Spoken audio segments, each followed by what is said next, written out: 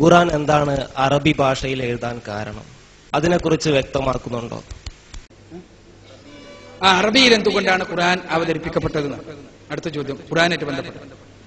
അറബിയിൽ എന്തുകൊണ്ട് ഖുർആൻ അവതരിപ്പിക്കപ്പെട്ടത് എന്ന ചോദ്യം വേറെ ഏത് ഭാഷയിലാണെങ്കിലും ഇതേ ചോദ്യം ഉന്നയിക്കാം. ലോകത്തെ ഏതെങ്കിലും ഒരു ഭാഷയിൽ അവതരിപ്പിക്കണല്ലോ. ഏത് ഭാഷയിലാണ്? സംസ്കൃതത്തിൽ അവതരിപ്പിച്ചു എന്ന് വിചാരിക്കാം, അതേ ചോദ്യം തന്നെ നമുക്ക് ചോദിച്ചൂടെ? മലയാളത്തിൽ അവതരിപ്പിച്ചു എന്ന് വിചാരിക്കുക, ഒരു തമിഴിന് ഇതേ ചോദ്യം ചോദിക്കാലോ, എന്തുകൊണ്ട് മലയാളത്തിൽ അവതരിപ്പിച്ചു, എന്തുകൊണ്ട് തമിഴ് ഭാഷയിൽ അവതരിപ്പിച്ചില്ല?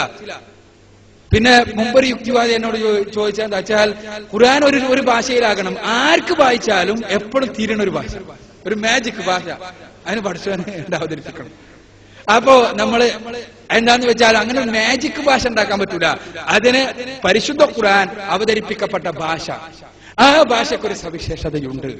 ആ സവിശേഷത എന്താന്ന് വെച്ചാൽ, ഭാഷകളുടെ പരിണാമത്തിന്റെ ചരിത്രം എടുത്ത് പരിശോധിച്ചാൽ കാണാൻ സാധിക്കും. 14 നൂറ്റാണ്ടുകൾക്ക് മുമ്പ് പൂർണ്ണ വളർച്ചയെത്തിയ ഭാഷ അറബി ഭാഷയായിരുന്നു. 14 നൂറ്റാണ്ടുകൾക്ക് മുമ്പ് പരിശുദ്ധ ഖുർആൻ അവതരിപ്പിക്കപ്പെട്ടതിന് ശേഷം അറബി ഭാഷയിൽ കാര്യമായ ഗണ്യമായ മാറ്റങ്ങളൊന്നും ഉണ്ടായിട്ടില്ല. അറബി ഭാഷയുടെ ഘടന അതേ രൂപത്തിൽ നിലനിൽക്കുകയാണ്. 14 നൂറ്റാണ്ട് മുമ്പുള്ള മലയാളം വായിച്ചു നോക്കുകയാണെങ്കിൽ നിങ്ങൾ 14 നൂറ്റാണ്ട് വേണ്ട, 1 നൂറ്റാണ്ട് മുമ്പുള്ള മലയാളം വായിച്ചാൽ എനിക്ക് ഉറപ്പാണ് 50% നമുക്ക് മനസ്സിലാകില്ല. 50% നമുക്ക് മനസ്സിലാവില്ല. എന്തിനാ? ഇംഗ്ലീഷ് ഭാഷ കോളേജ് കലാലയത്തിൽ പഠിക്കുന്ന ആളുകളാണ് എന്റെ മുന്നിൽ ഇരിക്കുന്ന പലരും. അവരൊന്ന് പരിശോധിച്ച് നോക്കുക, വിക്ടോറിയൻ കാലഘട്ടത്തിൽ ഇംഗ്ലീഷ് വായിച്ചാൽ എത്ര ശതമാനം മനസ്സിലാകും? എന്തിനധികം ഷേക്സ്പിയറുടെ ലാംഗ്വേജ് പോലും നമുക്ക് പലതും അന്യമാണ് ആധുനിക ഇംഗ്ലീഷായിട്ട്. എത്ര കാലമായിട്ടുള്ള അദ്ദേഹം? അപ്പൊ ഞാൻ പറയുന്നത്, ഭാഷാ പരിണാമം ഏത് ഭാഷയുടെ വിഷയത്തിലും നിരന്തരമായി നടന്നു. എന്നാൽ പരിശുദ്ധ ഖുർആന്റെ ഭാഷ, അറബി ഭാഷ 14 നൂറ്റാണ്ടുകൾക്ക് മുമ്പ് ഒരു പൂർണ്ണ വളർച്ചയെത്തിയ ഭാഷയായി തീർന്നു. വളരെ ചുരുങ്ങിയ പദങ്ങളിലൂടെ അതിസുന്ദരമായി കാര്യങ്ങൾ അവതരിപ്പിക്കാൻ സാധിക്കുന്ന, അതും സൂക്ഷ്മമായി കാര്യങ്ങൾ അവതരിപ്പിക്കാൻ പറ്റുന്ന രീതിയിലുള്ള ഭാഷ, സ്ത്രീലിംഗത്തിനും പുല്ലിംഗത്തിനും വ്യത്യസ്തങ്ങളായ ക്രിയകളുള്ള രീതിയിലുള്ള ഭാഷ, പിന്നെ ഏകത്വവും ബഹുത്വവും അതോടൊപ്പം തന്നെ ദ്വിത്വവുമുള്ള ഭാഷ, ആ രൂപത്തിലുള്ള ഒരു ഭാഷ പടച്ച തമ്പുരാൻ തെരഞ്ഞെടുത്തു എന്ന് മാത്രമേ അതിന് പറയാൻ നിർവാഹമുള്ളൂ. എന്നാൽ പരിശുദ്ധ ഖുർആന്റെ ഈ ഭാഷയിൽ, അറബിയിലല്ലായിരുന്നുവെങ്കിൽ ഖുർആൻ പ്രകടിപ്പിക്കുന്ന ആശയങ്ങൾ അതേപോലെ പ്രകടിപ്പിക്കാൻ പല വിഷയങ്ങളും സാധ്യമാകുമായിരുന്നില്ല എന്നുള്ളതാണ് സത്യം. വിശദമായി സുഹൃത്ത് മറ്റ് വിശദീകരണങ്ങളിൽ നിന്ന് പഠിക്കുക എന്നേ പറയാൻ നിർവാഹമുള്ളൂ.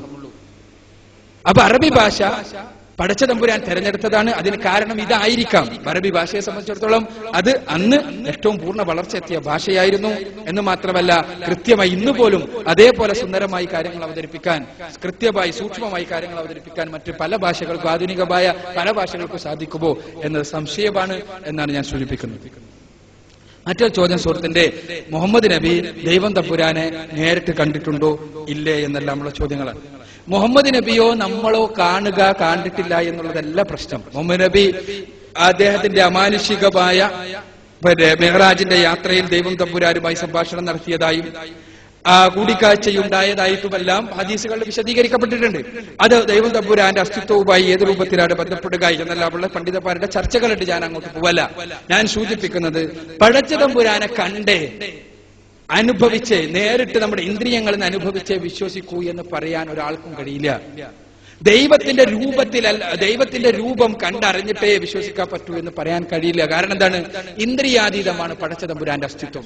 ഇനി പ്രവാചകന്മാർക്ക് ആർക്കെങ്കിലും ദൈവം തമ്പുരാന്റെ വാക്കുകളോ അതല്ലെങ്കിൽ പ്രകാശമോ മറക്ക് പിന്നിലോ എല്ലാം വെച്ച് പടച്ച തമ്പുരാന്റെ ദർശനം ഉണ്ടായിട്ടുണ്ടെങ്കിൽ തന്നെ അത് അത്ഭുതകരമായ അവരുടെ അനുഭവങ്ങൾ മാത്രമായിരുന്നു, വിശദീകരണക്ഷമമല്ലാത്ത അനുഭവങ്ങൾ നടത്തും. അപ്പൊ ഞാൻ സൂചിപ്പിക്കുന്നത് എന്താന്ന് വെച്ചാൽ, ഇവിടെ പടച്ച തമ്പുരാനെ കണ്ടതിന് ശേഷം മാത്രമേ അവനെ മാത്രം ആരാധിക്കുവാൻ പറ്റൂ എന്ന സിദ്ധാന്തത്തിൽ എത്തിച്ചേരാൻ പറ്റൂ എന്ന സുഹൃത്തിന്റെ വീക്ഷണം അടിസ്ഥാനപരമായി ശരിയല്ല. കാരണം പ്രപഞ്ചത്തിന് അതീതനാണ് പടച്ച തമ്പുരാൻ, പദാർത്ഥത്തിന് അതീതനാണ് പടച്ച തമ്പുരാൻ. ആ പദാർത്ഥത്തിന് അതീതനായ പടച്ച തമ്പുരാനെ, പ്രപഞ്ചാതീതനായ പടച്ച തമ്പുരാനെ നമ്മുടെ അനുഭവ തലത്തിൽ കൊണ്ടുവരാൻ സാധ്യമല്ല മനുഷ്യനെ സംബന്ധിച്ചിടത്തോളം. അവന് നമ്മളുടെ ഇന്ദ്രിയങ്ങൾ ഇവിടെ ഉണ്ടാക്കിയിട്ടുള്ള എന്തിനാ? ഈ പദാർത്ഥ ലോകത്തെക്കുറിച്ച് പഠിക്കാനാണ്, ഈ ഇഹലോകത്തെക്കുറിച്ച്, ഭൗതിക ലോകത്തെക്കുറിച്ച് മനസ്സിലാക്കാനാണ്, അപഗ്രഥിക്കാനാണ്. അതുകൊണ്ട് തന്നെ ഭൗതിക ലോകത്തെക്കുറിച്ച് അപഗ്രഥിക്കുമ്പോൾ നമുക്ക് മനസ്സിലാകുന്നു ഈ പ്രപഞ്ചാതീതനായ ഒരു ശക്തിയുണ്ട് എന്ന്. പിന്നെ നമുക്ക് മനസ്സിലാക്കാൻ സാധിക്കുന്ന അവനിൽ നിന്ന് നമുക്ക് വല്ല സന്ദേശം വന്നിട്ടുണ്ടോ എന്നാണ്. അപ്പോഴാണ് ദൈവത്തിൽ നിന്നുള്ളതാണ് എന്ന് പൂർണ്ണമായി ഉറപ്പുള്ള, നമുക്ക് പരിശോധിച്ച് മനുഷ്യർക്ക് ഒരിക്കലും കൊണ്ടുവരാൻ സാധ്യമല്ല എന്ന് പറയാൻ സാധിക്കുന്ന തെളിവായി പരിശുദ്ധ ഖുർആൻ നിങ്ങളുടെ മുന്നിൽ അവതരിപ്പിക്കുന്നത്. ദൈവബുദ്ധി എന്നതിന്, ദൈവത്തിന്റെ അസ്തിത്വം എങ്ങനെയാണ് എന്നുള്ളതിന്, അവന്റെ നിയമനിർദ്ദേശങ്ങൾ എന്തൊക്കെയാണ് എന്നുള്ളതിന്, മരണാനന്തര ജീവിതത്തിന്റെ സത്യതക്കെല്ലാം ഒരു മുസ്ലിമിനെ സംബന്ധിച്ചിടത്തോളം അടിസ്ഥാനപരമായ തെളിവ് പരിശുദ്ധ ഖുർആനാണ്. ആ പരിശുദ്ധ ഖുർആൻ കൃത്യമായി പടച്ച തമ്പുരാനെ നമുക്ക് പരിചയപ്പെടുത്തുന്നു. വിഗ്രഹാരാധന തെറ്റാകുന്നത് വിഗ്രഹാരാധന എന്നുള്ളതല്ല തെറ്റ്. വിഗ്രഹാരാധന തെറ്റാണ്, ശവകുടീരാരാധന തെറ്റാണ്, വ്യക്തിപൂജ തെറ്റാണ്. എന്തും തെറ്റാകുന്നത് സൃഷ്ടികർത്താവായ തമ്പുരാനല്ലാത്തവരെ ആരാധിക്കുക എന്നുള്ളത് കൊണ്ടാണ്. അതല്ലാതെ ഒരു വിഗ്രഹത്തിനോടുള്ള വിരോധമോ ആ വിഗ്രഹത്തിന് പിന്നിലുള്ള വ്യക്തിയോടുള്ള വിരോധമോ അല്ല. മറിച്ച് സൃഷ്ടിപൂജ, അത് വിഗ്രഹമായിരുന്നാലും ശവകുടീരമായിരുന്നാലും വ്യാജദൈവങ്ങളായിരുന്നാലും മനുഷ്യ ദൈവങ്ങളായിരുന്നാലും പക്ഷികളായിരുന്നാലും മൃഗങ്ങളായിരുന്നാലും സസ്യങ്ങളായിരുന്നാലും എല്ലാം സൃഷ്ടികൾ ആരാധിക്കാൻ പാടില്ല, സ്രഷ്ടാവിനെ മാത്രമേ ആരാധിക്കാൻ പാടുള്ളൂ. അതാണ് ഇസ്ലാമിന്റെ സിദ്ധാന്തം. അതല്ലാതെ ഒരു വിഗ്രഹ വിരോധമോ അതല്ലെങ്കിൽ മറ്റെന്തെങ്കിലും ഒരു ദേശീയതയോടുള്ള വിരോധമോ അതല്ലെങ്കിൽ ഒരു പ്രദേശത്തുള്ള വ്യക്തികളോടുള്ള ദൈവങ്ങളോടുള്ള വിരോധമോ അല്ല. ശ്രീരാമനെ ആരാധിക്കുന്ന അവസ്ഥയിൽ നിന്ന് മുഹമ്മദ് നബി ആരാധിക്കുന്ന അവസ്ഥയിലേക്കല്ല ഇസ്ലാം ക്ഷണിക്കുന്നത്. ശ്രീരാമനെയും ശ്രീകൃഷ്ണനെയും മുഹമ്മദ് നബിയെയും യേശുക്രിസ്തുവിനെയും എല്ലാം സൃഷ്ടിച്ച് പരിപാലിച്ചു കൊണ്ടിരിക്കുന്ന പടച്ച തമ്പുരാനെ സൃഷ്ടികർത്താവിനെ ആരാധിക്കുന്ന അവസ്ഥയിലേക്കുള്ള ക്ഷണമാണ് ഇസ്ലാം നിർവഹിക്കുന്നത് എന്നാണ് സുഹൃത്തിനോട് സൂചിപ്പിക്കാനുള്ളത്.